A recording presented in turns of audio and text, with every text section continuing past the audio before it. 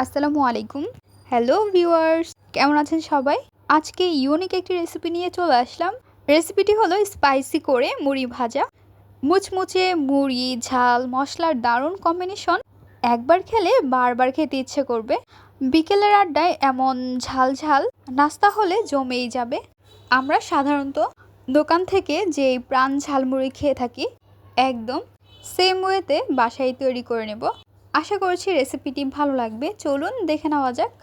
বিসমিল্লাহির রহমানির রহিম। প্রথমে আমরা চুলায় বসিয়ে দিচ্ছি একটি কড়াই, দিয়ে দিচ্ছি সরিষার তেল।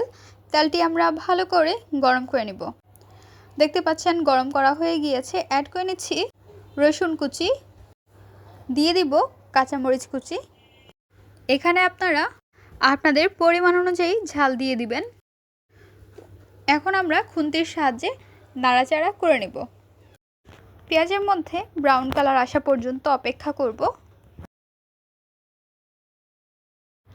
মশলাটি একটু পরপরই নাড়াচাড়া করে নিতে হবে। মিডিয়াম ফ্লেমে রেখে আমরা মশলাটি রান্না করে নিচ্ছি। এখন আমরা এর মধ্যে দিয়ে দিব স্বাদ অনুযায়ী লবণ। লবণ দেওয়ার পর এখন অ্যাড করে নিব হলুদের গুঁড়ো।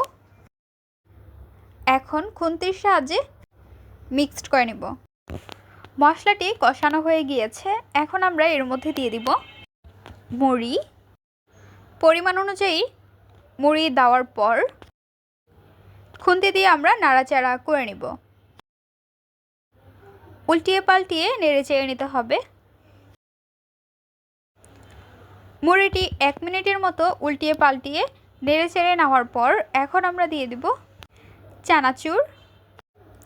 এখানে আপনারা যে কোনো চানাচুর ব্যবহার করতে পারেন। চানাচুরগুলো দিয়ে দেওয়ার পর আবারও খুন্তির সাহায্যে নেড়ে চেড়ে নিতে হবে।